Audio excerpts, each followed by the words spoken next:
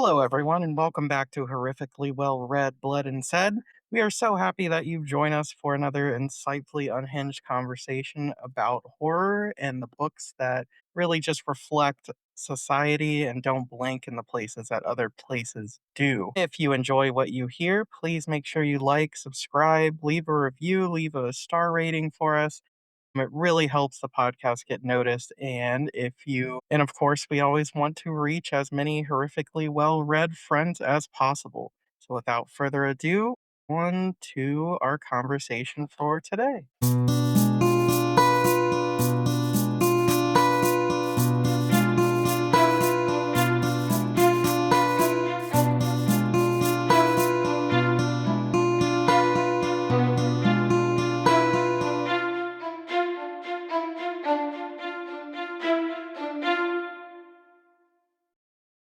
Welcome back to Horrifically Well Read, Bled, and Said.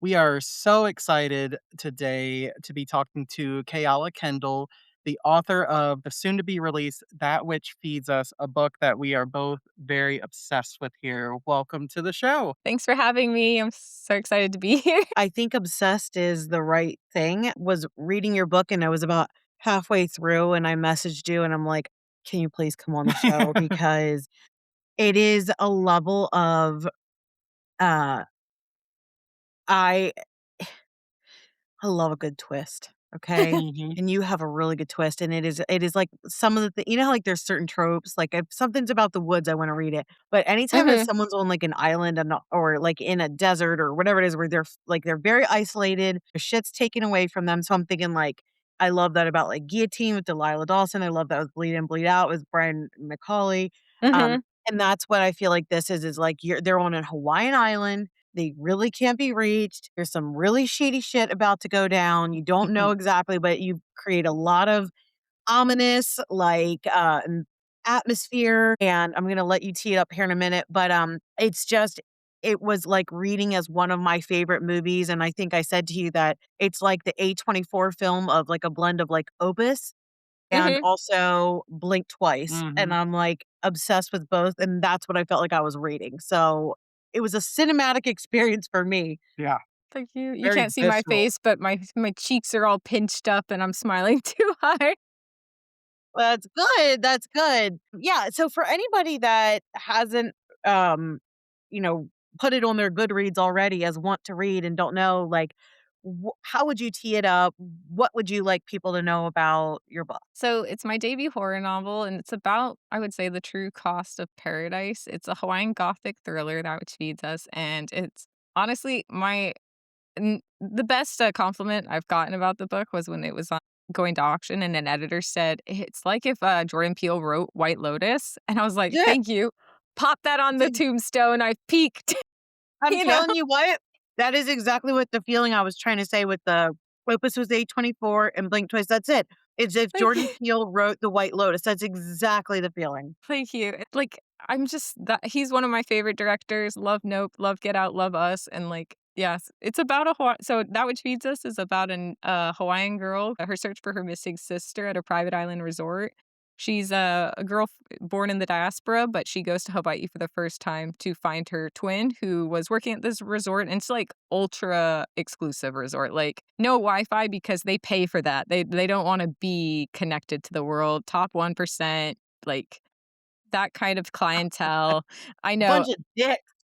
I know you both have read it, and I had to say something about the fact that, like, a private island resort, there's a line in the book where it's like, "A private island getaway."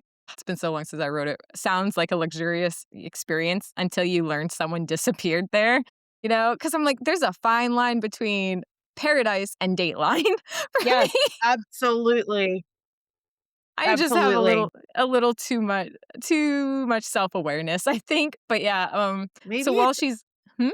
I was gonna say, maybe it's also like you could add maybe even some Epstein Island into this description too. Oh, I didn't even know, like, when I was writing this, that did like sorry, it's like, I didn't know how timely it would be when it came My out, you know God. what I mean? Because the Oh, I publishing's know what like you a mean. 2-year it's like a 2-year timeline when you like, even when the book's acquired, not even writing it, just it moving in-house, and so it's like, wow, I did not think it would be so timely. Yes, and it's and I'm gonna skirt around a lot of things here, but to talk about how timely it is unfortunately some spoilers probably. So, like, you can't talk about just how timely it is for certain But just parts, Yeah. trust but us. just know it is. Just But trust the us that trigger warnings, there are trigger warnings in the book, so you can know how far it goes. Yeah. this is true. It's not that yeah, it's not as not that extreme, hopefully, as people are thinking, but yeah. Well, it's not one way, it's a you'll know. It's Yeah, not yeah, what you're you'll thinking, know. no. It's very yeah, I know exactly what you're saying, and Yeah. I'm not gonna say it, but, Yeah, yeah, yeah. I think it's just, it's crazy how art imitates life, and it's just like, I wonder if you got ideas like this and, you didn't know you were gonna be the artist that ushers things like this in for us to metabolize and understand real life situations, but yet here you are, and it's from a debut novel, which is insane to me too Did you because horror novel, yeah. yeah, yeah, debut Mhm. horror novel. Horror is so hard too. It I is, and I realize I just have so much respect. oh my god. Well, first of all I have to hear is Hawaiian Gothic, and I'm like, "Yep, I want it," because there's a lot of Gothic lovers on our well, we have a lot of Gothic artists, but I think there's a lot Mhm. of Gothic lovers, and it's just Gothic just does the work that Yeah. of horror like a workhorse. Well, absolutely, and I think that, a Hawaiian Gothic was well overdue. And, it's sort of like as you read a lot of histories, especially, both of us look for sort of the histories of different places and people and things that are, kind of the honest version of it. And it's you can find certain things, and I certainly knew that there was a lot of unjust colonization in history, settler colonization of Hawaii, Mhm. but from the very beginning, from your sort of forward of this book, I was learning and just devastated so Yes. many times during this book, and I can only imagine as a native whole person from Hawaii, like, what I was feeling was nothing compared to what it is like to actually be from there. So it really comes through and is just so tragic and sad and infuriating. Might cry at him, but, like, yeah, no, I'm so glad you said that. That's been one of, like I've been lucky enough to receive, a few early reviews, and it's been gratifying to see people like, gratifying might be the wrong word, but just so I'm just so happy and pleased that when people read the book, they're encouraged to go read more about Hawaii and, like or, just what's going on there and the history, and I knew going in this might be someone's first encounter with Hawaiian history told from an indigenous perspective,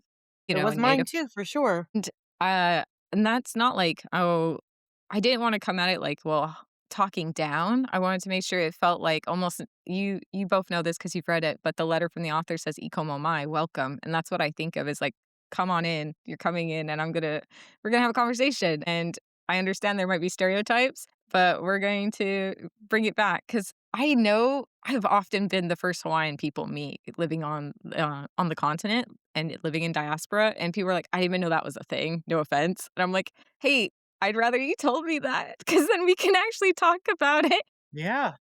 But, yeah, no, it's been nice to see people have an interest afterwards, and they're like, "Oh, I love that there's a bibliography," and that's why I included it, so people don't have to take my word for it. It's like, "You can go read more about this.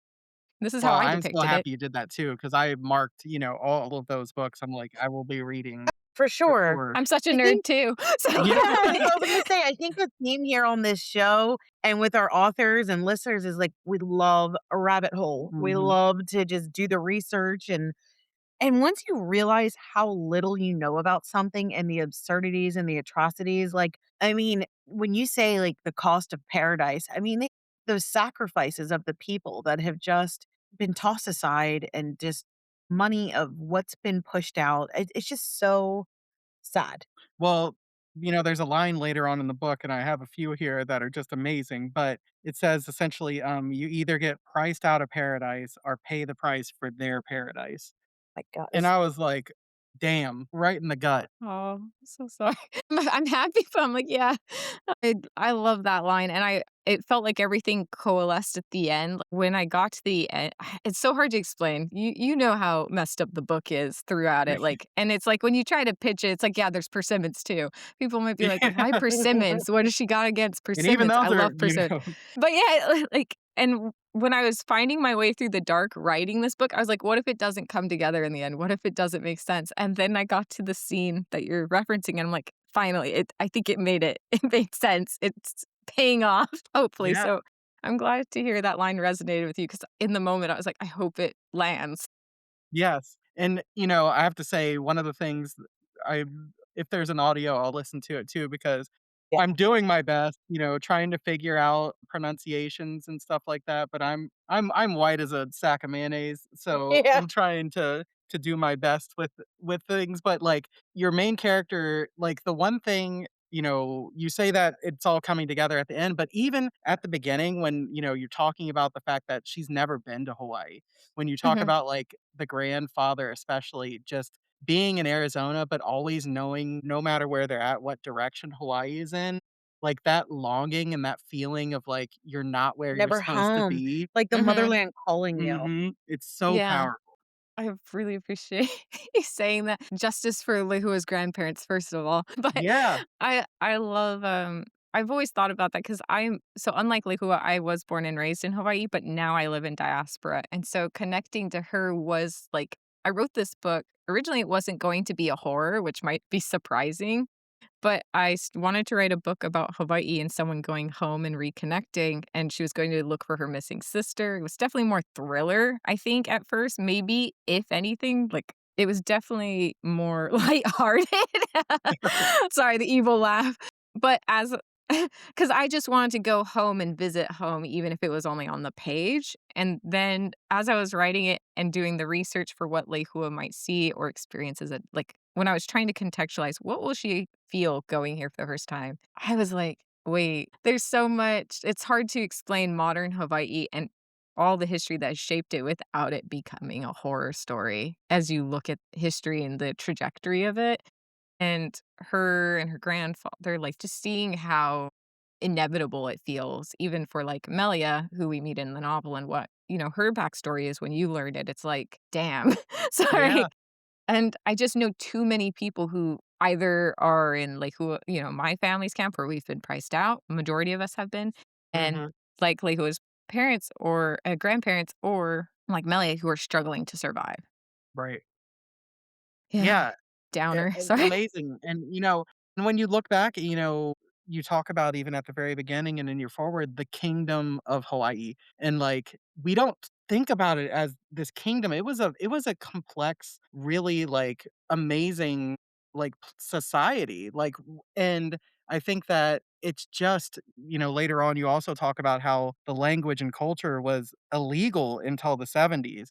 And, it unfortunately makes sense that it's not something that enough people know about. But I love a book like this that is going to get, especially younger people, that are reading this to be interested and to look those things up. And that's just a really beautiful thing. Yeah. No, I appreciate you saying that, and yeah, Hawaii, the kingdom had, like, a 98% literacy rate, I found out, like and it's crazy to think about because now, if you have the scores nationally, the literacy rate has, like I think it's, like, the bottom 10 of the states now, and it's hard for me to, like, contextualize that scale of, like, I'm gonna say diminishment, but I don't think that makes sense, but just seeing where it was Repression. at yeah, Yeah, progression, Yeah. that's but it. down, and that's why I included a printing press, as we all know, in the book, like, Hmm. Legowood finds one, because Yeah. how many, newspapers there were, and the fact that there were Hawaiian newspapers, and when the language came back, that was what led to like, after the Cultural Renaissance and the Hawaiian language returning, like and it was like, resurrected, essentially, like, I can't remember the number of people who were speaking it, but it was a very, very small amount who had, like, kept it alive, and when they found the newspapers, they were finally able to add the Hawaiian perspective to what happened in history because when the overthrow happened, you only had the people who were in the transition government, the Republic of Hawaii, Hmm. which was like Sanford Dole, Thurston, the people who led the overthrow. And until those newspapers and like more Hawaiian scholars came out able to look at these primary sources, well, the sources we have from the time from Hawaiian perspectives, it was like one note. And so, yeah, it was really important to like include that, even just like as an homage to like yes, this, this important thing, even though I'm like, how did they get this printing press on this tiny island? That was a fun hyperfixation night to look up all the printing press stuff. I bet that was just to really incorporate that feel. Listen, they would have figured out how to get the Yeah. cannery there, all these Yeah. other things. They would have got Yeah. that thing on there. Yeah, but I mean, like, when if it's its own kingdom and its own thing, like, I think Mhm. you would, for sure. Yeah. Mhm. So ultimately, this is a story of twin sisters. One goes missing and the other one is looking for her. So I Yep, have to the other one's know. like, "Oh, hell no, I know this isn't right. I know my sister would Mhm. not like this." And, the thing is they are estranged at the time that the sister goes missing, Mhm. which adds another layer of, guilt and all this kind of stuff that Lehua is feeling, and which is really cool. But I just want to know, do you have a sibling? Have you had any kind of relationships that you can were drawing Yeah. from when it came to them? Yes, I'm the eldest daughter of and, the only daughter too, but I have 5 brothers, and so Yep, Listen, Rebecca's in a I'm similar the boat. only girl and I have 3 brothers, Yeah, but, Mhm. I mean, look, I think once you're over 3 or more, you get yeah. it. There's some expectations, but, There's just seeing. absolutely Yeah, from expectations. the Mhm. outside looking in, when you have a lot of brothers and you're the one sister, there's just you're expected to take care of everyone, right? Mhm. Well, Maybe that's just my family. Yeah. no, no, no. I have also written it for Disney, and I wrote Nobody Gets Left Behind for their Twisted Tales series, and that's only in Australia and, like, overseas right now. Hopefully, fingers crossed, they bring it to That's the US amazing. someday. But I knew immediately when That's a Disney Stitch was story, like, right? "What are you going to do?" Yeah, yeah, they were like, are you gonna do like Lilo? Because it's a twisted thing. I won't go on for this book, but, you make a twist and it changes the original tale in Mhm. some way, right? And they were like, "Oh, so maybe Lilo could be older," and I was like, "Well, why don't I just write from Nani's perspective?" Because Oh, when I looked at Nani, I was like, "There's a kindred soul," right? Mhm. absolutely. And I just was thinking about the whole theme of nobody gets left behind, Ohana. I'm like, I feel like Nani gets left behind in a lot of ways, or she lets Uh-huh. herself, like she doesn't ask for help. And so, yeah, spoilers for that book. But yeah, that is fundamental to who I am. I'm like really big about family and community. Like, and I don't know, doesn't just apply to my family. I really want to be a tide that lifts all boats and just Yes. be a helping hand. Just have to You're a watch good out because I sound like a apparently very good go, go. person, like, someone that Thank just you. you have that layer of, I guess, eldest daughter that have that protective spirit where you're used to just, like at least, like, for myself, it's like you care for everybody. You organize Mhm, things, you're thinking of them, you're thinking about how to group the whole family, and, like, couple hours before this, I'm like, "Okay, it's dad's birthday coming up. What are we all mhm, doing? Who's contributing?" And I'm Mhm. realized now, like, I can't ask, "What do you wanna contribute?" I just have to assign Yeah. because they yep, they don't think in that same way, and then I had to think about, like, with my mom, she was like, "I don't wanna have these events separate. I wanna have all of my children together." Like, it's just everybody's like, you're always kinda thinking, and Mhm. uh, for right or wrong, I feel like You're an account manager somehow, I I like am, that. and I feel like I'm always like, because my parents are in their mid-70s, I feel like I'm always, like, babysitting them now too. I'm like, "Did you see that the weather's supposed to be really hot Mhm. today? Could you please not go outside and do some dumb walk, like, where you're gonna yeah. get stranded, or could you not garden in 100% humidity?" "Well, think about it," and it's just like, I'm at that stage now where I really they're still adults that are, like, good-minded, but it's policing them. No one tells you when your parents get older where they're still, like, humans, but they wanna do stuff that is like, "You're not you guys, you aren't in your 40s, you're not in your 50s, you gotta change." I don't know if you have that with No, that dynamic with your family too. yeah, no, it definitely is there because I feel like it surprises people when they find out I wrote a horror story because they're like, "But you're such a scaredy cat." Yeah. Mm. And I think like, again, self-aware. I think I'm self-aware of the danger, Okay, and so a okay. lot of that's just bringing it to the page. Because when I it was interesting writing Lehua's perspective because some people were saying, "Why doesn't she just, like, confront" no spoilers, but, she's trying to figure out what happened to her sister, and she's Yeah. told a story, and it's like, "Why doesn't she just, like, confront them?" And I'm like, "She is on a private island, Yeah. stranded until Monday, and Yeah. these people are very rich and powerful." I don't think that is something she would do. And so I No. made sure to harp on, like, these people are powerful and she knows where she is in the hierarchy because I feel aware of that. Like, just this, it constantly feels like you're running logistics. And I think that's actually great for a horror to help raise the stakes and keep them there. Like, you're just aware of, like, how you're aware of how the world turns. unfortunately. So, but yeah, no, I have a lot of kinship. I love that. Mm, And I love, like, I'm a scaredy cat as well, but I feel like that's it, is like, well, let me tell you why I'm afraid, and that's how I'm gonna be Yeah. able to write it. yeah. Mhm. Yeah, That no, that's exactly it. situational awareness. Mhm. 'Cause yeah, I can't imagine, like, I can't imagine just, like, going through the world fearlessly. I just feel like I'm just, yeah, too self-aware, especially of history.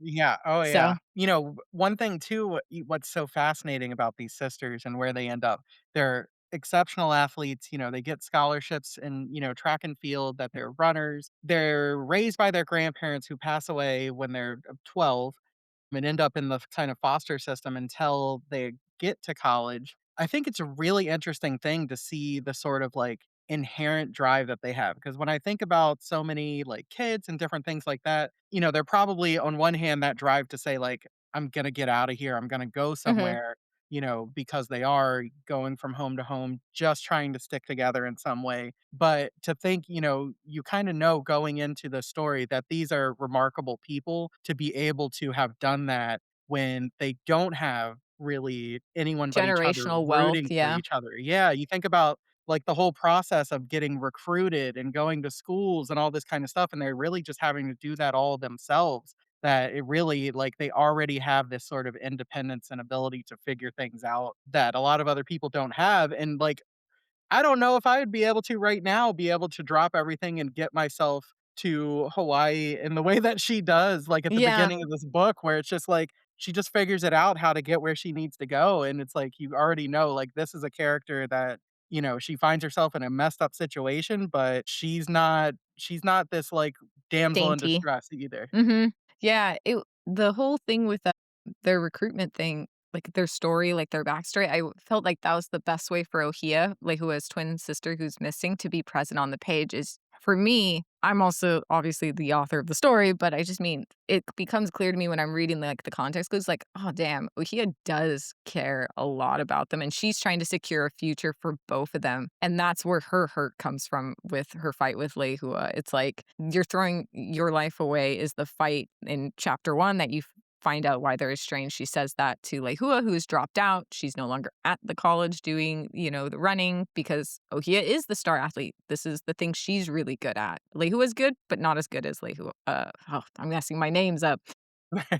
Lehua is good at running, she's not Ohia, who is the fastest, and that's kind of the thing she wonders is, "Who are we if we grow apart from each other? Who am I if we, because 'cause we're twins?" And what Ohia told her is, "You're throwing your life away," when she dropped out, and that's why they haven't spoken. But, like, when when you hear about it, when, like, who was thinking about the past, it's, to me, it's just very clear, like, Ohia is saying that, like, "You threw away what we worked toward," like, Mhm. this is all these years, and it was important to me that Ohia came to represent Hawaii in a way, like, her estrangement with her sister represents her estrangement with her homeland in a way too, because she's just not present on the page as much, because 'cause we're looking for her, and I wanted it to feel personal and impactful when she's reconnecting, and the island itself to feel like a character, not just a backdrop. And yeah, I think I'm glad thought, "Oh, here's this, inherent strength to them to do this recruiting thing." Because also, like, who would being able to lift bodies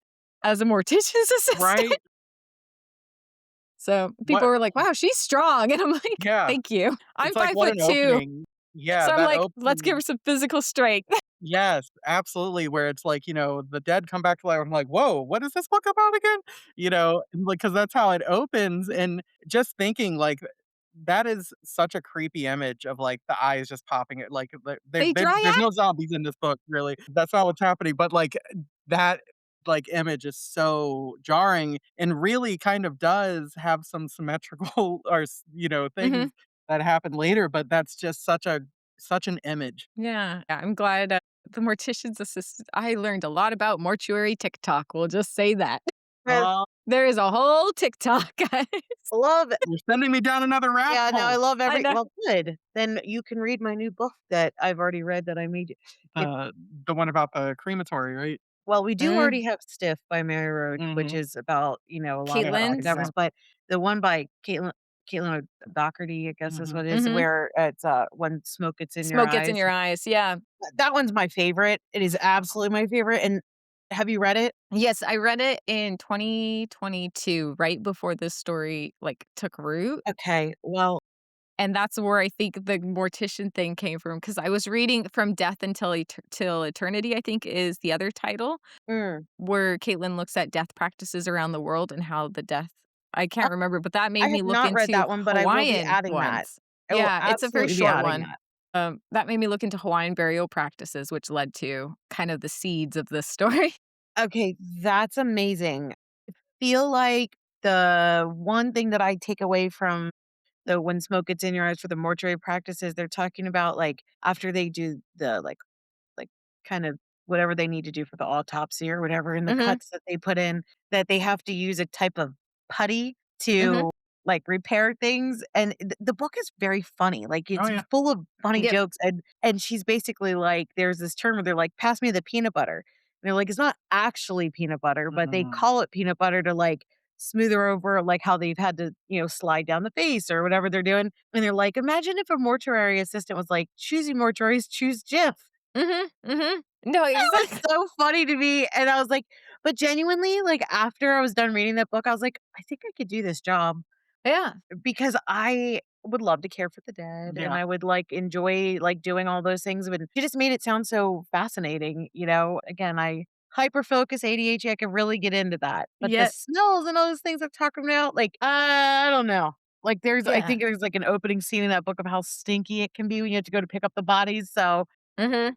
I'm sure your characters have experienced or your character had experienced a lot of that. She was well Mhm. versed. Yep. No, I actually was almost in pre-med, but then switched, and so the human body does not bother me, I don't get squeamish about it, and so I was like, "How do I translate that for a reader, though?" Because I know the vast majority of people do get squeamish, and I was like, "How do I just, like" because Lehua does not believe the supernatural horrors are happening for quite a bit, because to me, I'm like, "She works in a mortuary, she's surrounded by dead people, I too would question." Why here? Why now? Why Right, this? So, but right, it was people were like, "Wow, she just found a human bone. Isn't she concerned?" I'm like, "Typical Tuesday for my lady." Well, no, she does get right. bothered, but, God, she Amazing. Well, clocked into then, work. and I'm assuming, when that happens and they talk about how often that happens in Hawaii and Mhm. in places where they're building these resorts and these things, like, I'm sure that is true, and how horrifying and sad and again, another thing that is just like, wow, they're building paradise on the resting place of all these people. Yeah, and we Mhm. know from other horror movies and the horror books, it's just not a good plan. Have they not seen Yeah. Poltergeist? Right, it's just not a good idea. Yeah, I was very surprised at the sheer number of locations that have bones there. So they're called Iwi Kapuna, and as I couldn't tell if it was my algorithm or if it was just more present in my mind.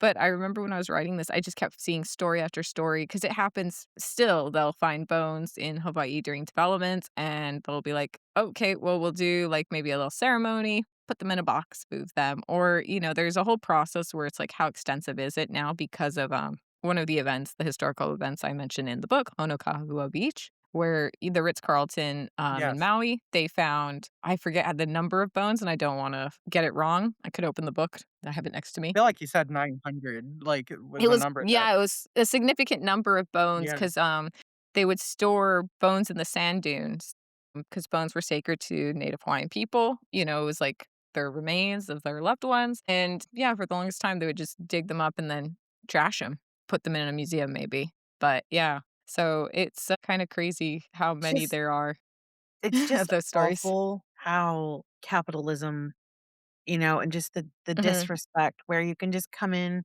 and whatever culture, right? It doesn't even mhm, have to be Hawaii. It can just be, that wherever it is and someone's passed and they've been buried and you know what, just being like I know I've been lately going down the rabbit hole of everything with Lake Lanier mhm, and how they've flooded it and they didn't move any of the Mhm. cemeteries and stuff like that, and it's just like it's so disrespectful. It's just so commercially focused or, who cares? I gotta make money for this. Let me cut the corners, do what I can do. And I think that that just really speaks to the rest of the people that are at this island where it's like they're the true, like, what's in it for me? How can I take advantage of this? What kind of silver spoon have they had in their mouths? What, I guess, lineage of probably nepotism has brought them here Oh, and yeah. wealth and Mhm. just their family didn't get to as wealthy as they are if they hadn't been doing exploitation of others for many Mhm. Mhm. generations. No, agreed. Because it's like yeah, it's I just don't think there's an ethical billionaire. No, No, you know, I completely I agree. can't Well, imagine it. yeah, and Because the thing about that, like, Ritz-Carlton especially, story that really, like, made me so angry is, like, oh, they built a monument, and it's almost like now they're trying to sell it like they did this good thing, right? It's not Mhm, that they mhm. disturbed the resting place of all these people or this sacred, thing, it's like, "Look what we did, look at this monument you can visit now," and it's like, "Well, no, that's And it's not still great." a commodity of a in a way, like, it's still Yeah. something to consume, and so Right, yeah. it's the Jacobs is the people that, quote, unquote, "own this island," right, Mhm. in the And book, Ira's and the latest head of the like, the yes, latest inheritor, I guess, I'm trying to think of a good way to say it. and, the very first was a missionary, of course, and you have this line that is another incredible line, "They came to do good and did very well instead," Mhm, that they say they talk about that, and it's like, that's just it, right? It's like, "Okay, interesting you came as a missionary on a mission from God and mhm. ended up a billionaire," right? Yeah, that's just a well-known thing about, like it's become a saying in of itself with people who are familiar with Hawaiian history, like, yeah, it's bonkers to me. I know that's such a silly word for it, but, I will say people are gonna think, "Man, what's her problem with persimmons and Christianity?" when they read this, and I do have a little bit of a bone to pick sometimes with Christianity. I Me will say I too. did like the latest Knives Out because 'cause I'm like, "Yes, there are some genuine people like the character in that film, the father, the priest, who Mhm. actually do believe they are the torch, the light on the hill, and, they should be an example, but a lot I've encountered too many who use it almost like a brand, their torch, Mhm. to put their mark on something and claim it, and do it in the name of God, which is so hard for me to square with because it's like, Yeah. the greed, I can't fathom greed of that type where it takes away someone's humanity or just ignores, like, someone living differently to you, and I don't know if it's because well, let's be clear, I have a weird upbringing. I grew up on an island, small island. Most of my childhood was my worldview was broadened by books and by experiencing other people's lives that had looked nothing like mine, you know? And I never thought to myself, well, people should fall in line. People should do it my way.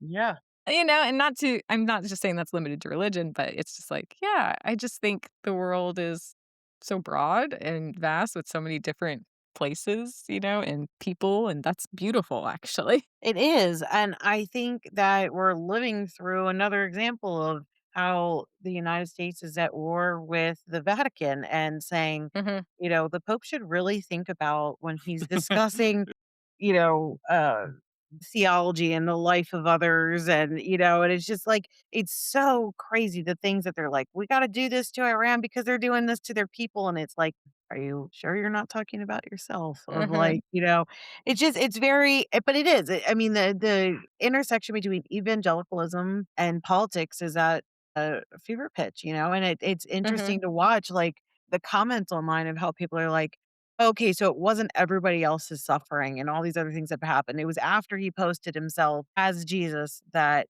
was that was blasphemous, so we're gonna pause there," you know? mhm, But letting these other people get killed, it's like, well, they shouldn't have been there. They should have there's always an excuse and it's just it comes down to like, how can you be okay with other people's suffering and turn a blind eye to things, but then when it completely like shoves it in your face and it's blasphemous where it's personally offensive to you and your God, then all of a sudden it's too much. mhm. No, yeah, I'm preaching to the choir right now. And look, I've Um, never eaten a persimmon, but I don't you they're it's good. orange, and it's unlikely that I could go either way between an apricot and but Mhm. I don't know, so I can have an issue with that too. I'll Yeah, join you. I don't know how you describe it in a way that somehow is both horrifying and disturbing, But and, like, a delicious. persimmon is such a weird thing, like, when you think about the fact that it basically has to be rotten before it's edible, right? Mhm. It's a And y perfect Gothic fruit. right? I honestly think that, like, I couldn't think of a better like, once it landed, like, So Chio, I have a lot of love for the character Chio, who is a Japanese local, So interesting. Such an hotel interesting worker character. on the island, and I wanted to my family's mixed race, and so, like, when I thought about the persimmon, there is, like, a lot of meaning to it for me, and I love persimmons. Everyone's like, "What's your problem with them?" I'm like, "No, this is like a long con." Because then when people decide they can't eat them anymore, I will take advantage of that, buy a ball of It's persimmons, the long con. and eat All the them all persimmons will be myself. yours. But, Yeah, like I'll tell you what, I don't know what you did to them, but anyway, go on. like, there's this painful like, it's not necessarily painful, but there's this long process of ripening them, and I think about assimilation and colonization and the harsh, reality of how astringent it is when it is sweet on the outside. Mm, And, like, it's just this, such an interesting fruit to me because, originally the title before we changed it at, in the development of the edits and all that, it was Soon Ripe, Soon Rotten, and there's this pretty famous, I can't remember if they call them caricatures or just political cartoons of when Hawaii was being trying to be acquired by the United States, and there's McKinley, they're trying to annex it. It's like that political period of uh-huh. US expansionist history. There's all these fruits in the tree, and there's Abe Lincoln sitting on a bench with his hat up, and it's like the USA, I think, says on the hat, and then all the fruits are named, like Cuba, I think the Philippines is up there, and then Hawaii's dropping into his hat. Oh, wow. And so that image of, like, Hawaii as a fruit was very much, like, in my mind from the beginning, and then thinking about persimmons and, like, how Hawaii has, like, adapted and been changed, like, Hawaii really is it's kinda going through, like to me, it's gone through, when I look at its history, so many rebrandings, Mm. like, because not only is it, like, a paradise, but in the past, it's also been, like, this, is that a kitty cat? Yes. Yes. Sorry. I have a dog. No, I'm surprised she's sleeping right now. Sometimes she'll bark if she hears a squirrel outside or something. Where was I? Sorry, kitty cats now are on my Yeah. mind. But You said It's just but, gone through so many phases. great. yeah, yeah, and it's very much like before I'll do this shorter example, but, like, Franklin,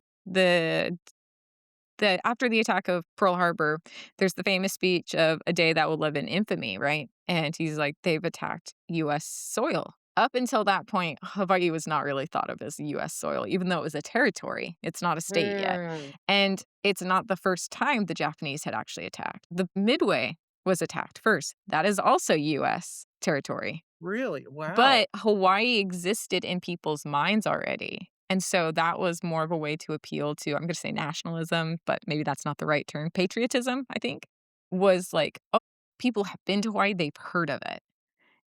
But for a lot of up until that point, it was still very much, I'm gonna say, a brown and Asian nation, part of So the US. basically, if I'm hearing you right, it was like no one really gave a shit that much. We knew that it was part of stuff, but then once they could basically take advantage of And and use dream it of it. as like a weaponization to say, "Look at they attacked us," and then it became worthwhile. Yeah, and it was still like for the most part, it's what do you do about Hawaii? How do you fully, like, annex it? They don't want it to become a state because, um, when you look at the discussions before Hawaii was taken, it's like, well, that's a lot of brown and Asian people there because of the plantation workers population, and that was the main thing. It wasn't like, "Oh, no, we shouldn't take" can I swear? Yeah, please. Oh, it wasn't like, "Oh, we shouldn't take their shit, they're our allies." It's like, well, we should, but that's a lot of Asian people and a lot of Hawaiian people, even though they're dying out. There's a pretty famous article I saw, not famous, famous to me, I guess, infamous to me, but I was reading it. It's in the Atlantic, and it was this travel log about going to the Sandwich Islands, which is one of the names Hawaii was known by, back Hmm. then before, because it was the Earl of Sandwich or something. I call it Hawaii, so I can't remember this part as well, but I have the quote, I think, somewhere. I could also just send it to you as well afterwards if you wanna include it somewhere. Mhm. It's like, let's see, can I find it? Ask me a question while I look for it maybe. Well, I'll I'm on say my this, computer. that as you're searching, um, I love hearing how you pronounce Hawaii, and Hawaii. I'm not gonna even, try for that, but, um, it's it's really just beautiful to hear the language, and like you said, Adam, it's Mhm. hard for me to under you know I would love someone to teach me how to say and pronounce those things, but, I'm I'm working curious. on it, like, That's okay. learning it too, because I didn't get to grow up speaking Hawaiian, like, I Huh. it's much more common now, I think, in Hawaiian schools, like, you would have, like, maybe a course or so, like, 4th grade, 3rd grade, you would take it, but, like, it wasn't until later that it's been like, "Okay, now you can take, like, 3 or 4 years of it," at least in my experience. I took Wow. Japanese, and my family also has, like, my aunt speaks Japanese, so, that was the one I learned, but man, my youngest brother out of the 5 does know Hawaiian, and I'm very jealous because I always have to be like, "Am I saying it right?" And I feel that way that Lehua does in the novel, where it's like you're made sometimes to feel like an outsider because of how, there's just feels like there's different benchmarks sometimes of when you're enough. And yeah, Mm, that's the mm. feeling I want to explore with her. I don't know if I will find this thing. Well, I So think you it's said interesting the because Earl of Sandwich. yeah. I know I should just look for it if I Well, I put think it's all my interesting Hawaiian the way stuff. that, like, the current whatever in the Jacobs family IRA weaponizes this against Lehua Mhm, in that conversation where he tells this horrific, untrue, story of, what happened to this, basically invading colonizer and turning that person into the hero, essentially. And, you have the line that says, they always want to tell our story because they turn themselves into the fucking heroes, you know? mhm, mhm, And I love how it's like you have that story and then you have the true story, and that's kind of like what this whole book is about, right? Like, this mhm, is what's been told, this is what's true, and, it's such a great scene because it's horrifying. It plays right into sort of some of the things that Lehua really has, I don't wanna say fears, but it's like this thing of this, like, she feels so bad because she has this disconnect from her homeland, and now this really, like, she knows he's not a good person, but he mhm. knows More. more, and what he knows, he twists and weaponizes against her, and it's this really just brilliant scene showing just how evil this guy is, really. Mhm. When I feel like that's a people not even just, like, limited to marginalized people, but I feel like it's kind of a universal experience where sometimes when you're engaging with something, you're made to feel like an outsider, even though you're trying to find that connection point, and that was, like yeah, I felt that way with Play Who It Feels, where it's like, "Oh, this is much more exclusive feeling suddenly." Like, you're telling me people have told me, "Oh, so I know more about Hawaii than you do." And I'm like, "I don't know if Mhm. you do. I think you know more about your vision of it."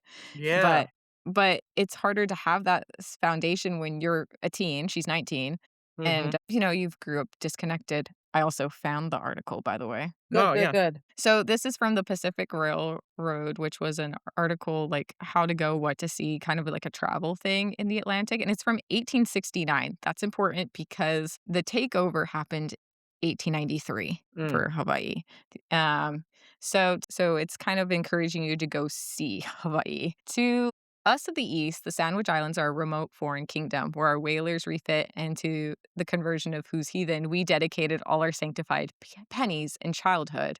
But here in California, they are counted as neighbors, dependencies, aye, surely, and soon possessions of the American Republic. We have Mm. converted their heathen. We have occupied their sugar plantations. We furnish the brains that carry on their government and the diseases that are destroying their people. We want the profit on their sugars and their tropical fruits and vegetables. Why should we not seize and annex the islands themselves? At any Holy rate, the familiarity shit. with which the Eastern visitor finds the islands spoken of in California. Anyways, and then he just goes on. Like, he didn't just say a villain speech, Yeah.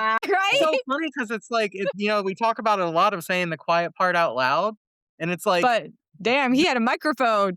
yeah, it's like the no self-awareness that what you just said was fucked up. Mhm. It's like, Yeah, "Do you know how evil what you just said was?" Like, yeah. And wow. that's why when sometimes I hear people say, "Oh, they're a product of their time," and I'm like, "Okay, but what else was being said around that time? Because it was this, like, mainstream, and was this Yeah. just okay to say? Because it's crazy to me because these are people, who are allies, with the United States, and it's like, "Oh, and this is what we talk about when we're writing a travel." Yeah, Yeah, like, exactly. If it was The that, like, tone. casual to just be that oppressive or just Yeah, wow. and then it just goes on about what to see on the islands, and I'm like, "Damn." Sorry. yeah. So Side note, I love the Atlantic. Now. yeah. No, Yeah, and Now. they talked about it in one of their recent articles. That's how I found that on their archives because I had not heard of, they did an article completely in Hawaiian, like, it's a recent one about Hawaii, but they did a translation in complete Olelo, Native Hawaiian, and so it was it crossed my timeline, and I was reading it, and then they mentioned this quote thing, like, parts of this travel log in their archives, and I was like, "Hold up, let me look at these archives." yeah. Mm, And then I started searching for Hawaii in there, and I found this, and I was like, "Damn, nothing more evil than that I can write." People would think I was being too, on the nose. Yeah. No, it's funny too because, like, I love the fact that, like, these really rich people, when they're part of this club, they're called planters. And, Mhm, like, from the very beginning when she first reads that on the boat mhm. or at the dock before she goes, I'm like, "Why is that so terrifying? That is the most ominous thing, become a planter." Yeah, thank you. I actually had my my job outside of college was doing advertising, and I was like, "Time to write a brochure." And I think there is something inherently, like, kinda unsettling when, again, fine line between Dateline and luxurious island Right? experience. Be cut off from everyone mhm. escape. No one will be able to reach you, but if you put palm trees on it, then suddenly it's okay. And I'm Yes, like, you know? But if you put, like, cemetery on the backdrop. crazy. So, yeah, But sorry. I feel like, there's this group of privileged and elite people, and it's like, come here and do some work. Be a Yeah, planter. It's like, experience normal life. Like, okay, you want to experience, like, not poverty, but, just like, cosplay n- being normal. But I love that, it, normal life for them is canning some persimmons and making a candle. Mhm. yeah, Yeah. You've really worked your ass off, guys. Nothing against, the people who enjoy this and who are actually skilled, like, I love playing Stardew, but I actually don't have time to do everything that I do on that farm in that game in Yeah, real life. That's why it's a game and it's yeah. fantasy, but, like, I do think about the fact that, there was this thing, I can't remember I tend to read a lot, and then I'm like, "I can't remember it, it's somewhere in my brain, though," but the Me me idea that too. athleisure is a mark of, the wealthy because they Mhm. Yes. have the time to wear that stuff, to actually stop working, and it's like and they have the free time to wear athleisure. It was like just recently I was thinking about how did yoga end up to be, like, the bougiest, Mhm. like because and I remember being like, "Am I gonna fit in if I would ever wanna go try it?" And I'm thinking, like, "Why does there have to be elitism to something that helps you to just stretch and move your body?" But yet it's taken over by that, and, like, brands like Lululemon and, just And obviously, again, we're talking about cultural, religious Mhm. appropriation and appropriation. turning Yep, it into, like, this capitalistic, like, pastime. exercise when it's so much more of a spiritual practice, right? When it's something that again, that cosplaying or costuming of a culture or, like, an experience, like, you can just go through phases so quickly, when you're rich, and I've never been in a tax bracket where it's like, "Yeah, I just went through this," I have hyperfixations, don't get me wrong, but it's not, like, Mhm. the same identity, like, I don't know how to explain it, like, when I talk to people from Hawaii, I mentioned this in my author's note, they'll tell at the start of it, like, they tell me about their experiences, and it almost feels like a confessional, but they don't mean it in a way like, "Now please absolve me." It's like, "No, I'm Hawaiian too."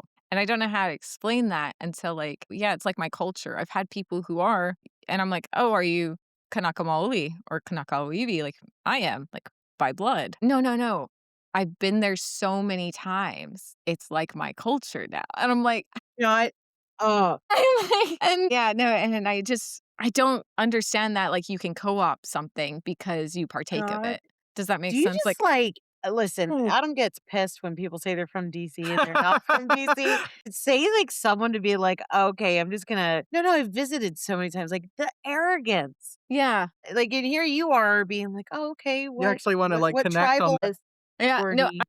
you've seen my, people will Google me and they'll be like, damn, that's a light-skinned Hawaiian. So I always try to give the benefit of the doubt when I meet someone who's like, okay, we're not on the Fenty Beauty page for hard to match colors, we're gonna be in My fair and neutral and ivory, like, my god. but yeah, and I just always try to give the benefit of the doubt where, the rest of my family, my brother has 4C curling hair. He has an afro, like one of my older brothers does. And so, like, side by side, we do not look related at all. It's fine. But again, benefit of the doubt when I meet someone, and then it's like, oh no, you are just co-opting it because you feel ownership over it. Like you can. And so it's just like that was hard to like convey in a way that didn't feel didactic, like, or like I'm telling, bonking you on the head about it for Lehua to encounter where it's like, oh, here's Ira who feels like he has this command of Mhm. history over Hawaii because he knows so much about it. His house is here. He's lived, in this. He actually owns land in Hawaii, unlike her, has roots there, we'll say. Yeah. So whose claim Right, but is it's like that's a really interesting dynamic because it's like he lives, he exists, he does all this, but yet that's not your character's fault because they were essentially forced out Mhm, and they would have stayed, so it's just a lot of tragedy of, it's messy. mhm. And I think it's realistic of how do you approach that and look at it. And I think you did that really well of, Thank you. being torn between that. The other thing I wanted to go into, there's some characters in here that are really scary, intense, and there's ones that are just like highly manipulative. There's scenes where I'm like, shit, how are they getting out of this? There's just a lot of creepy what you think is like potentially coincidences or like hauntings or I mean, I'm really trying to tiptoe lightly here Well, because this I just Mhm, don't wanna give too much away. I feel like this book is like in terms of things, it's like a vice that is just constantly slowly turning Squeezing. and you don't realize it, like, or you do, but there's no way to get out, and so it's just like this level of suspense. And I have to, I definitely want to ask, like, we get to a point where, and again, no specifics, but there's some of the most disturbing, grotesque imagery that I've read in a long time, and I read a lot of fucked up shit, like, I It was do, that's what so I do. gross. It was so gross. So, like, when at some point you're like, "Okay, I know what's gonna happen here, I know what I have to describe." Were you like, "Okay, I'm going all in, let's do this thing." Yeah, there's only one time where I grossed myself out, cause no, I was eating while I was writing the scene, and that was where I was like, "Maybe I gotta slow down, cause it's one of the dream sequences Lehua has. Coincidentally, I was eating ribs and I was licking Oh, my god. fingers. No, I don't know. No, no, I was eating a burger and it had, like, Swiss cheese on it, and then I was talking about the wall when she has her dream in her room. Behind the wallpaper, she sees, Uh, like, people coming out and there's maggots crawling in their, like, their yes. features, and I was like, "Oh, man, white on brown, like wood," and I looked at my burger and I was like, "I gotta put this down, I'll finish the scene, though," and I was just chewing it slowly, but I was like, them crawling, and I was like, "What's a good word for that?" I'm, like, munching thoughtfully, and usually I don't sit at my desk and eat, but I had to, like, edit it. That was one of the things I tightened up, made scarier, was and I'm like, "Okay, let's think, let's think." But, Got me itching just talking about it. sorry. Well, the other thing that, when it comes to, like, the gags and stuff like that, there's so many great smell descriptions in Oh, this I'll book. tell you what. And, if anything, like, the way that you have, like, there will be, whether it's usually persimmons, like, this, like, sweet scent mixed with these, like, rotten and death and things, and it's Mhm. just, like, it's such a perfect image of, like, this beauty and rot, like, next to each other. Yes. But man, Yeah, there were times where I was like, "Why do I feel like I can smell this right now?" I'm highly triggered by that. Like, Yeah. anytime someone Oh, describes sorry. a really stinky smell in a book, like, I really that worse is worse to me than, like, the Mhm. gore, Yeah. just because I'm, like, way too curious about scents, but I'm Mm. always regretting what I'm smelling, if that makes sense too. Mhm. No, I know what you mean. Like, I'm gonna do it, but I Listen, I shouldn't teach do it. 5th grade, I smell a lot of weird things every day, I'm not gonna lie. I think there's a book like I think it's a picture book like The Museum of Bad Smells. I might be misquoting it, but, like, you can actually scratch and sniff the book, and I kinda I wanna would check do it it. out. Yeah. Adam and I Adam and I share that where we're like "Do you wanna smell this? It's disgusting." And I'll be like, "I'm telling you, it's really sick." He's like, "Yeah, yeah, give it here." And I will too. It's like, I don't and It's like I'm not terrible even jelly regret it. bean flavors, you know? Like, Yes, Yeah. what do you Yeah, mean we'll this play is Bertie Bot. butterscotch? whatever it's called, Whatever Bean Boozled. Bean Yeah. Boozles, yeah, that's what we definitely will do that. It's what a favorite memory, but yeah, I mean, it is so sick. Some of the things are so, so smelly and gross from how you're describing it, and, when you're talking about the sweetness and the rot, I worked with someone who said that their grandfather had a watermelon farm, and he said, Oh, Mhm, like, they would cart all these watermelons up from, like, mhm. the South and bring it up north here to, like, sell it, and there would be rot as it got and they just said, like, she's like, "To this day, I cannot eat watermelons, like, all I smell and think about is the disgusting rot of it." So I'm, like, taking that way that she's, like, gagging, sharing that with me mhm. as I'm reading your book and, like, the rotting of the fruit, and I'm like, Yeah. "Oh my god." And, It's like, who I are just not liking fruit or the smell of, like, rotting citrus or just rotting fruit in general because of the great that tree moment, that was, like, important to me, Huh? like, she does not like this already, and talking about that fine line between it's just, I like to find the seam between 2 things like Dateline and Luxury Island Experience, and, like, sweet smell and putrefaction. They're very close, and Mhm. there's sometimes a smell when maybe you're smelling it in real life, you're like, "I can't tell if this is good or bad." Yeah. And that's Yes. scarier to me, like, I can't tell if this is a sweet smell or if this is a rotted, putrefying smell, like something is dead outside. Yeah, because Because it's there's right on that reaches a edge point Mhm. sometimes where you can catch a whiff and you're like, "Mm." Yeah, and you kinda have to go look to find out for sure. Sorry. Yeah. Would you like to hear some of the most disgusting rot that I when you're talking about you catch a smell and then you have to go check it out? Oh god. Okay, triggered. Put the trigger. Listen, I'm No, asking go for it. permission first. Yeah, no, no, no, no, I'm saying you could put it on the podcast, Yeah. Okay, okay. but yeah, go for it. I'm not bothered. You read the book I Okay. wrote. Yeah, yeah, you're good with the mortuary stuff. We lived in the country growing up. We had a well, and there would Mhm. be times that there would be certain critters that would get too close and fall into the well, and you wouldn't know that you were drinking the water until they had decomposed enough, Mm, and then you'd be like, "Wow, this shower water smells a little ripe. bad, yeah. Something's wrong here," and it's like, "Can you go check and see if a raccoon fell in or a Oh rabbit or my whatever?" god. And that was hard enough to think you're trying to get clean and you're showering in dead animal water, Mhm. but the worst was when you had made, like, homemade tea or Kool-Aid it in a jug and, like, realized it was with that water and you hadn't emptied it out. Yeah. We 'Cause have, you yep. Yeah, where I've I been there. grew where I grew up on a, flower farm, and the water would be brought down from the top of a waterfall, and you would have to go check the line pretty constantly, just not that we were drinking this water, this was just mostly for, like, house stuff or like water for, the pipes and things like, furnishing that, showering water like that, washing stuff water. And like it's clean and it's been filtered, but definitely not for drinking. But you would have to go up there and check it. And it's like a hike at the end. And yeah, no. I'm like, yep, that's part of living. It See, is, again, normal. I had a really like, a significantly better immune system when I was a kid than when I'm an adult. Maybe I should just go Yeah. back to total kidding. It's like, you just look out of like, I just watched you kinda gag. It was, like, facetious, okay? Yeah. But There's a at the lot of same gross time stuff in the city, but that's not one that I yeah. dealt with, I'll tell you. Yeah, no, it's so gross. It would be like and it happened a few times, that's the issue. If you want to experience that well horror, I read an early copy of Japanese Gothic by Kylie Lee Baker, and there is a scene where there's a well. It's a I don't want to pitch it bad, but to me it sounds like Well, Adam and I have both read it, so we know it what you scene know you're the talking well? about. Yeah, yeah, yeah. I was thinking about that when you were telling me about the well thing. I was like, "Oh yeah, just that," because I Oh, finished It's yeah. a that like good last call month. out. Yep. Yeah, Another I'm great book.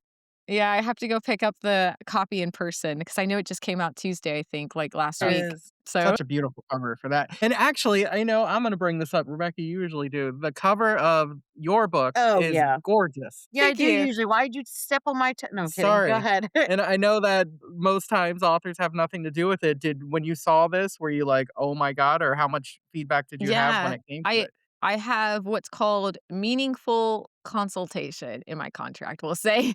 So, like, I actually got to send, like, a full reference folder of, like, Cool. some images because I was like, "I Love that. swear," and I did not think the Random House team is so great. I did not think this was actually a possibility, but, worst fear, self-awareness. I was like, "What if she's in, like, a coconut bra or something?" So Right. Oh, I was like, "How do I send them some Hawaiian aesthetics that would, like, convey this to a Hawaiian reader, but also, like, not be like, 'Well, what the hell is this?'" To a person who's not familiar with that aesthetic, and so, I sent, like, the flowers. Melia is, the one of the characters in the book, Melia. I know people think it's Malia, but it's Melia.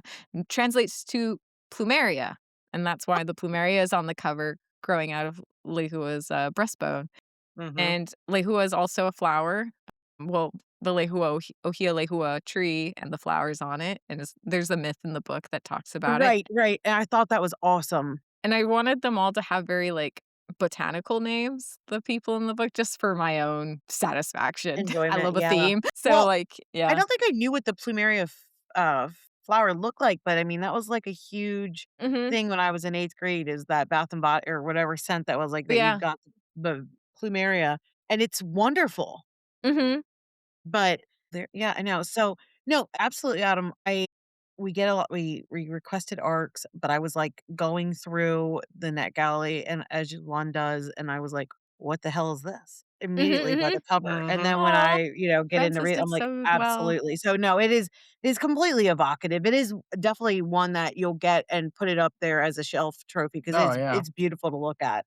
In fact, I wanna make a post soon, maybe I'll wait till your book comes out just to do it, but all these ones that just have, like, botanical related books that just have, Mhm. the best relation to that, but, no, your book is just it's so aesthetically pleasing and Thank you. evocative and, like, something's not right here. It's unsettling too. Frances Wren, they use they, them for their pronouns. They're the Mhm. illustrator, and then Liz Dresner was the designer, and Frances, wrote me when they finished, and they're like, "I learned so much about persimmons," because I had a whole page about the different types of persimmons and their shapes and how they look rotted in my reference folder. Because I was like, "This is when they're good to eat. This is maybe when they're questionable." Wow. You're like, And "My so work here is done." So did you yeah. send, like, a gift basket of persimmons to say thank you for your work? I would. I think they're in, Australia or New Zealand or, like, that part of the world, but I'm like, "Oh, I might go there." But, I love persimmons. I want Find like one of those paper cards that have persimmons or something and, where Mhm, you mhm. can open up the bouquet, like, send those. Like, "I'm so My sick of friend this." lives out there, and if I do manage to make a trip her book comes out November 17th this year. It's Saltwater Blood, and I blurbed it recently, but it's, by Mania Einrich, and, she lives in New Zealand, and I was like, "Man, I should just fly out there when she has her I launch mean, event." I feel like you have to. If I plan it soon enough or far out enough, maybe I can get a really good flight price because it's so far, Absolutely. but take tranquilizers, sleep. Right? But, Oh my yeah, gosh. I just know too many people who live in that part of the world. I'm like, "Yes," and they also celebrate, Captain Cook Get Cooked Day, so I'm like, I kinda need to go visit them. What is this? my god, Kinship, what one the February store Oh, was 14th, Valentine's Day, yeah. Cook the Cook Day. Sorry. Oh my amazing. god. Well, I think you should do the trip because who knows what kind of amazing story is gonna unfold and come out of it. Mhm. She's one of my oldest friends, so yeah. Anytime of, like, you get that connection and around other creatives, it's always Mhm. restorative. Yep. Mhm. Yeah, And yeah, no. maybe if you take the right cocktail of things, you have a Mhm. long, good, reasonable nap that you wake up from. Yeah, exactly. Yes, and we can have persimmon-themed, treats. We'll help Manuya because Amazing. she said she hasn't been able to get back to persimmons. It's been 2 years, and she can't. You're like, "You're welcome. You're welcome." Yeah, I So we're appreciate we're a couple weeks out from release date now. Mhm. How are you planning to spend that day, that week? We got some cool events coming up. I have a couple fun announcements I can't share yet that will make on Okay. the Okay, fair day enough. of, and then, for now, I will be doing some events around Los Angeles, but there will be, online opportunities and giveaways, like, virtual. I wanna make sure it's, So like, fun. accessible. Want to go to the East Coast one of these days. I was like, "Let me go now." Yeah, come out to StokerCon and in June. Oh, Yeah. yes. Okay, I'm gonna write that one down because that is one that's on my list. My friend Tanya Pell, who's also a horror writer, went Oh, last we year. love Tanya, don't you Oh, worry, yeah? and she also writes Oh, have you her read Barbie Just Won't Die Not yet? yet. I Oh have my god. the thing and they her don't tell you Wicked about Incredible. being an Witch. author is, like, you lose the time to read. I buy it, and then Yeah. I am like, when I get it's also hard when I get to a book I really wanna savor because 'cause I'm like, I wanna, like, For languish sure. in this world." And so, I have fallen so far behind on my reading stack, but I keep buying them, and I keep getting more and more locked in my office with them, so I will get to it. Eventually, I won't be able to leave until I read more of them. Yeah. Yes, we had her on for her Wicked Roots, and we're gonna have her on Mm, again for Barbie, so so exciting. Yeah, no, But Tanya's she great. should be there, she was there last year, I would oh, assume yeah, she's she'll be coming. there. Mhm. No, I definitely need to meet up with, her, and then I know there's a lot of people for the Disney side of the Twisted Tales who live on the East Coast, so I'm like, "We will have a meetup because That's Elizabeth Lim awesome. and stuff. But yeah, I'm gonna do it. I will say this what day will this go up again? Do we remember? May 1st, was it? I think that Yeah, yeah. Goodbye, please, let us I dig think now, we'll we have the announce whole it by schedule here. then. If you check Target right now, there is an exclusive edition. But it hasn't been formally announced, but it is on there if you look up Target exclusive edition, that which feeds us, Keala Kendall. And that one will have exclusive content at the back with a retelling, a Hawaiian myth by me. And it's very short, but Wow. I really love how it looks if you wanna go take a look on your phone or the lettering on the title is gold and it's raised, and then the end pages, which is not are not shown in the preview yet, are pink persimmon wallpaper with drips coming down in the side of the book. And it's Mm, very pretty. And I'm waiting for the day I can announce it, but we're announcing it closer to release. yes. This should come out the day before release, May Okay, 4th. okay, then that will Yep. be great. And then people can look at it, but it's really pretty. I was gonna say, are you gonna have any, like, merch or stickers or anything like that? I want to. I wanted to have a sticker that said "Eat Local" with persimmons on it. Love it. That's And disgusting I and wonderful. love I'm waiting to find out if we can get it in time, but I'm going to have a pre-order campaign, but also I'm partnering up with my independent, Romans. I'll send you guys the link as well, and Okay. I'll do signed and personalized pre-orders, and they ship internationally. I've had a great time shipping books from them to friends who don't live in the US. And so, yeah, if anyone wants a book, I can sign it. I think my launch event's on the May 9th, and so as long as I get the request by then, I can sign them by the launch event and then also before release so you can get it sooner depending on when the orders come in. But yeah, We'll make sure that link is Yeah. on our the story and post and the notes for the yeah, episode and everything, so Will you yeah, be so willing to excited. personalize ours to say from a light-skinned Hawaiian woman?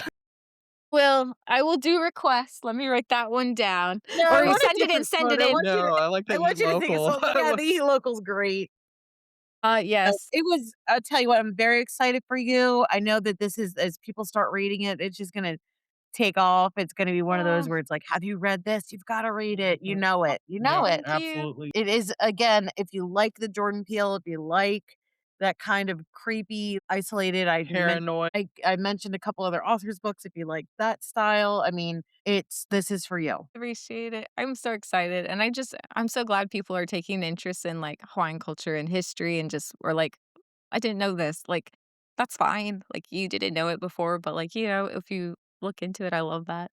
People But do. we already Adam already has a like you said, he has the book list and Oh, I yeah. know. he's like, Thank you for Fellow providing that. "Yep, kindred spirit.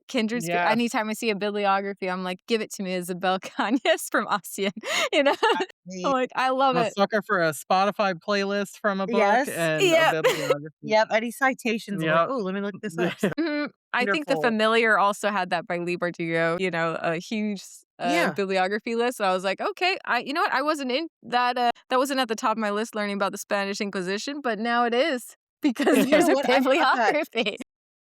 I have that book on my shelves down there, and I have not read that yet, but now I'm gonna have to bump that one up because hello, very excited. Very rich, I will say, and not what I expected, like, not in a bad way, just, like, very chameleon type of writing with that one compared to, like, the Ninth House series right now. So, yeah. Interesting. Okay, yeah, it Yeah. was a friend of ours that Mhm. recommended she's like, "You gotta get it." So, and then I bought it, like, last summer, like, July, and That's promptly sat it Kindred like spirit of you having a books understand, that you we like. yeah. understand. Hey, Yes. it I read a supports lot the for the author. podcast, so it's hard to, like, weave in, It's like, 2 books. different hobbies, buying books No, and no, reading no, them, it's Mhm. reading books for the podcast and then Yeah. reading my Libby list Oh, yeah. of other things, so it's always like a juggle.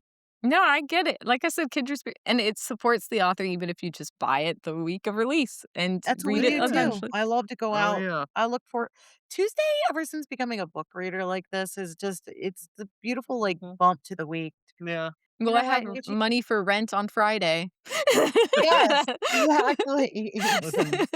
Yep, exactly. So, well, we are so Thank excited, you. looking forward to that secret special edition that will be announced, before this comes out, and Yeah, just wish you all the luck for this book because it needs to be read by everybody. It's thank deserved. you. Well, thank you so much, and yeah, thank you for having me. I love horror and getting to talk about especially Gothic horror just with fans. Okay, hold on, sorry. That's a great I don't no, know that's a why great they of a needed to do stinger. that right then. That that's a great little beat, It's stinger saying of a beat. goodbye, Yeah, apparently. they love it. Well, Um, Take 2. you'll have to do a no little editing. Yeah, so but no, yeah, that we've loved having you, and I hopefully if you do go to StokerCon, we'll meet up and yeah, we'll have to do a it'll be photo great. It'll be and, wonderful. meet up, and I'll pass out if I get the Eat Local stickers and I don't send them out before release, I'll get them then. Wonderful. Thank you so much. All Yes, right, have a thank great you. Have a night. good Thank you.